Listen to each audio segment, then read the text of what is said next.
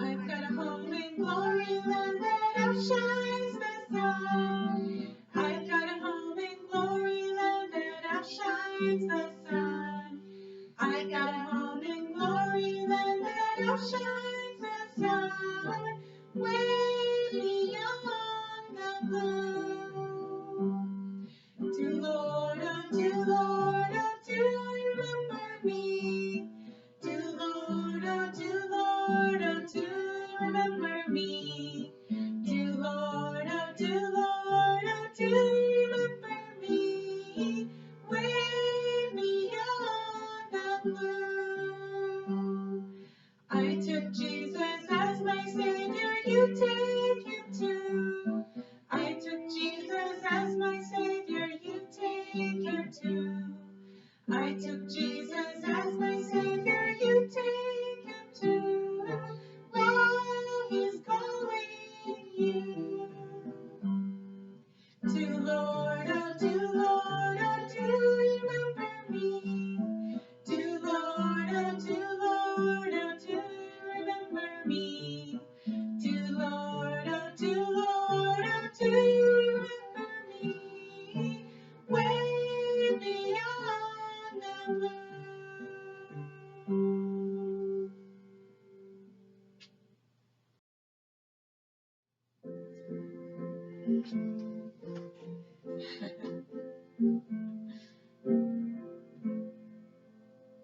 Soon and very soon, we are going to see the King. Soon and very soon, we are going to see the King. Soon and very soon, we are going to see the King. Hallelujah, hallelujah, we're going to see the King. No more crying there, we are going to see the King. No more crying there, we are going to see the King. No more crying there, we are going to see the King. Hallelujah, hallelujah, we're going to see the King. No more dying there, we are going to see the King. No more dying there, we are going to see the King. No more dying there, we are going to see the King. Hallelujah, hallelujah, we're going to see the King. Soon and very soon, we are going to see the King. Soon and very soon, we are going to see the King. Soon and very soon, we are going to see the King. Hallelujah, hallelujah, we're going to see the King. Swing low, sweet chariot, coming for to carry me home. Swing low, sweet chariot, coming for to carry me home. I looked over Jordan and what did I see? Coming for to carry me home. A band of angels coming after me. Coming for to carry me home. Swing low, sweet chariot, coming for to carry me home. Swing low, sweet chariot, coming for to carry me home. If you get there before I do, coming for to carry me home. Tell all my friends I'm coming too, coming for to carry me home. Swing low, sweet chariot, coming for to carry me home. Swing low, sweet chariot. coming for to carry me home. Sometimes I'm up, sometimes I'm down, coming for to carry me home. But still my soul feels heavenly bound, coming for to carry me home. Swing low, sweet chariot, coming for to carry me home. Swing low, sweet chariot, coming for to carry me home. This little light of mine, I'm gonna let it shine. This little light of mine, I'm gonna let it shine, let it shine, let it shine, let it shine. Hide it under a bushel, no, I'm gonna let it shine. Hide it under a bushel, no, I'm gonna let it shine, let it shine, let it shine, let it shine. Won't let Satan it out, I'm gonna let it shine. Won't let Satan it out, I'm gonna let it shine, let it shine, let it shine, let it shine. All around the neighborhood, I'm gonna let it shine. All around the neighborhood, I'm gonna let it shine, let it shine, let it shine, let it shine. Let it shine till Jesus comes, I'm gonna let it shine. Let it shine till Jesus comes, I'm gonna let it shine. Let it shine, let it shine, let it shine. Turn your eyes upon Jesus. Look full in his wonderful face, and the things of earth will grow strangely dim in the light of his glory and grace.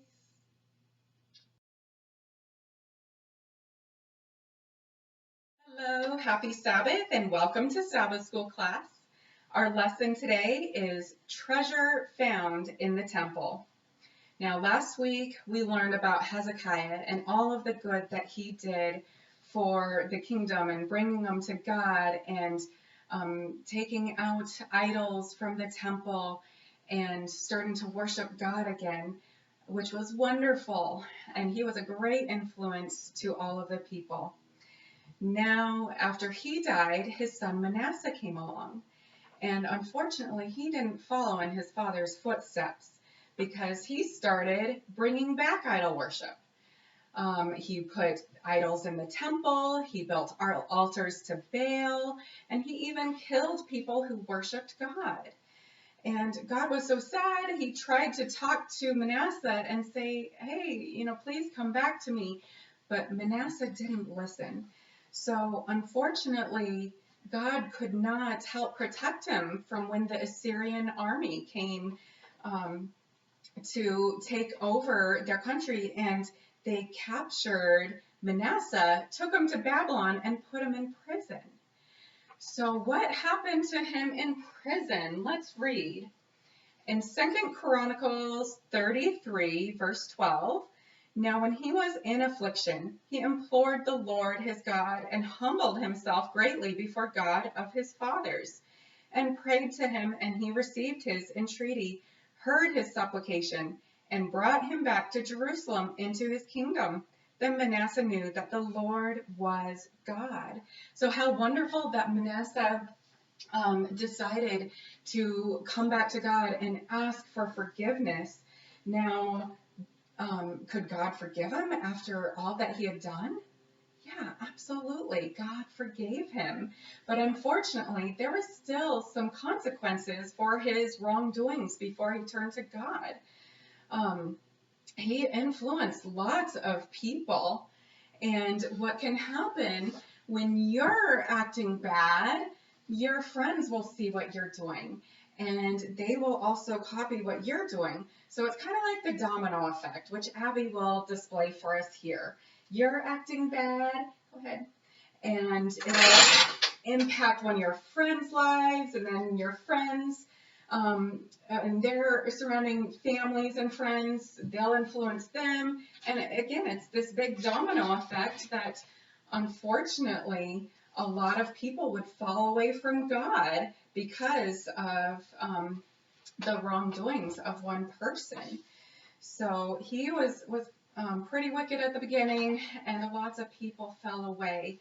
And not all of those people came back to God, even after Manasseh came back to God. So we want to make sure that we are good influences to our friends and family.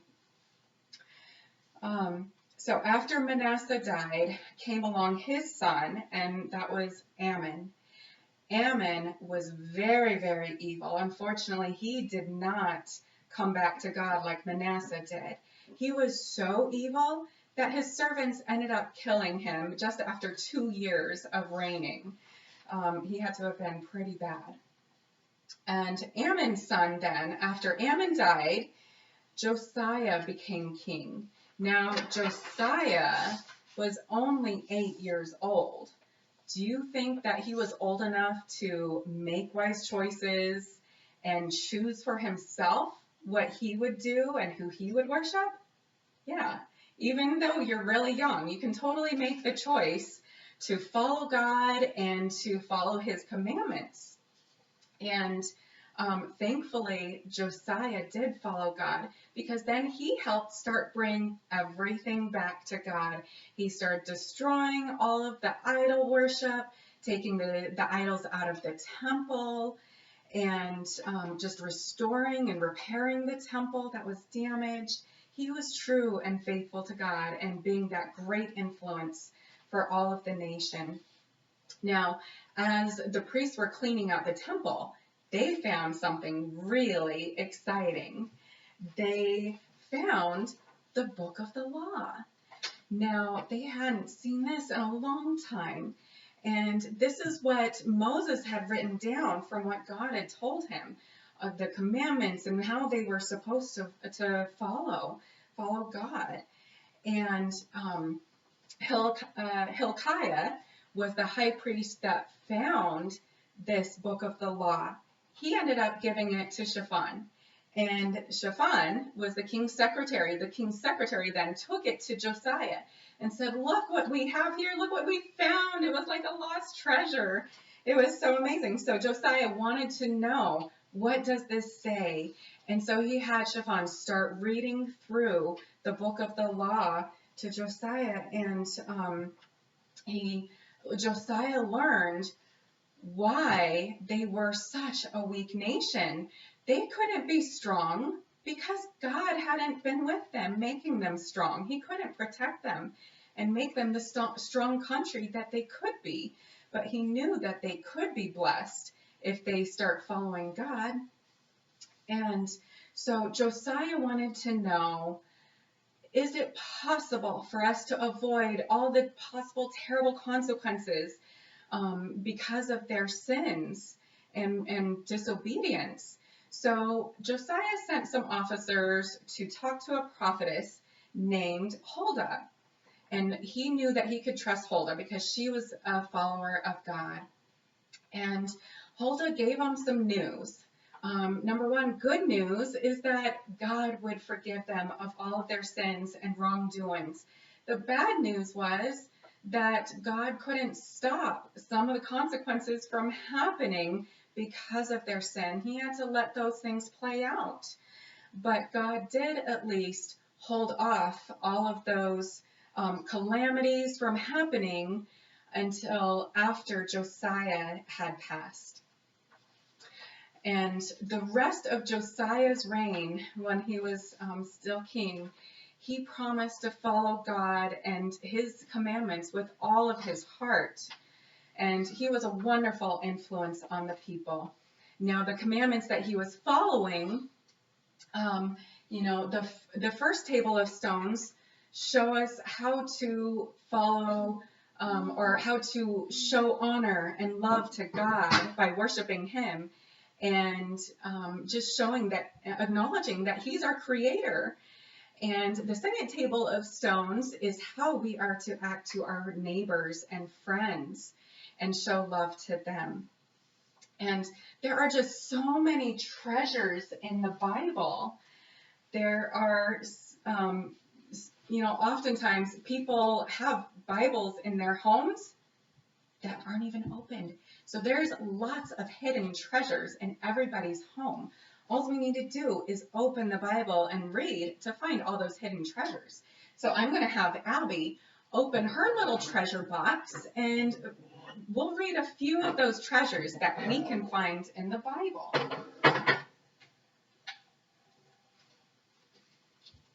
So this first one is from Proverbs 3, 5 through 6. Trust in the Lord with all your heart and lean not on your own understanding. In all your ways acknowledge Him, and He will direct your path. Oh, that is an important one for me, because often I don't know which way to go, and I get so worried about it. But really, He's just telling us, be calm. I will direct your path. I'll show you what you need to do and where you need to go. Let's see. This treasure is from Philippians 4, verse 19. My God shall supply all you need. That is a great promise to have, knowing that our God is going to take care of all of our needs.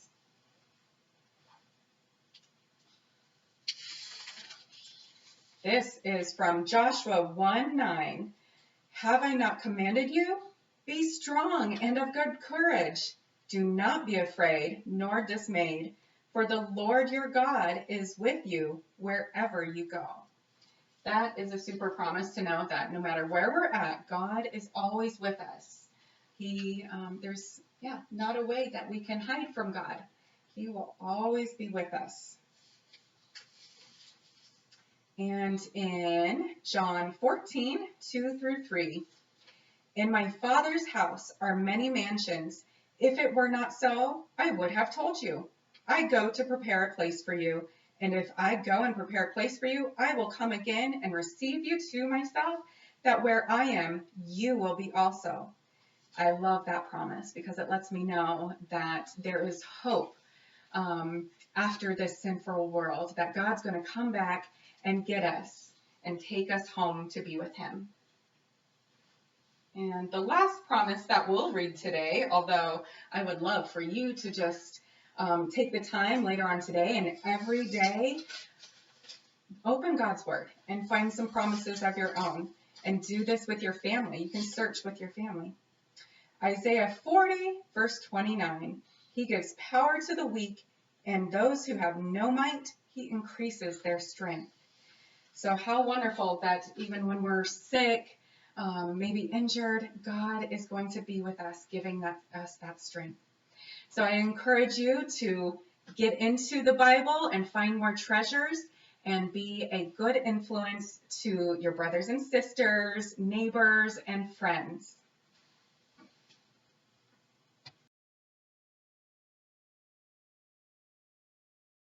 So today's memory verse is, if you love me, keep my commandments, and it's found in John 14, verse 15.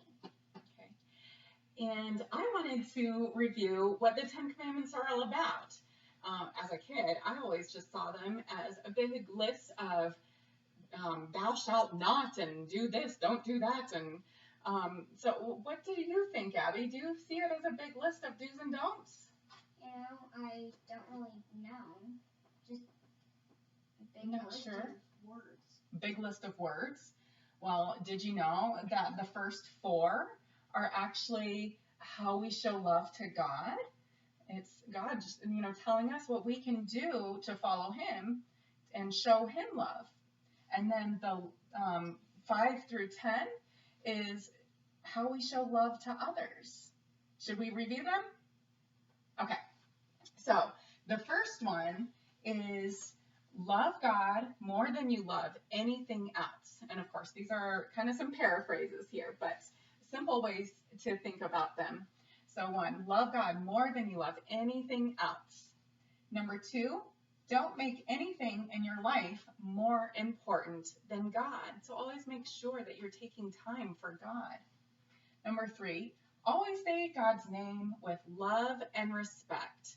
We want to make sure that if we are claiming to be Christian, that we're also acting like a Christian and not putting God's name in vain or saying bad things with God's name. Number 4 is honor the Lord by resting on the 7th day of the week. And of course, in the Bible, God is telling us to remember the 7th day to keep it holy. We don't want to be worshiping God on any other day because this is the special day, the 7th day of the week that He set aside for us to honor and worship Him and acknowledge Him as our Creator. Number 5 is love and respect your mom and dad. Is that one easy to keep? No, not really. Yeah, just kind of have to ask God to help us follow what our parents are asking us to do, huh? Number 6, never hurt anyone. Number 7, always be faithful to your husband or wife. Number 8, don't take anything that isn't yours. Number 9, always tell the truth. Lying will never get you anywhere. And number 10, be happy with what you have. Don't wish for other people's things. So again, this is just a list of things that God knows that if we follow these rules or guidelines, it's really just showing love to God and love to everyone around us.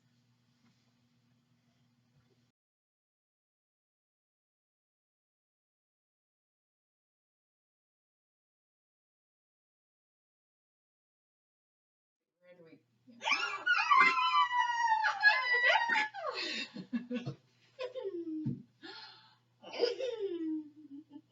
Hi, Leo.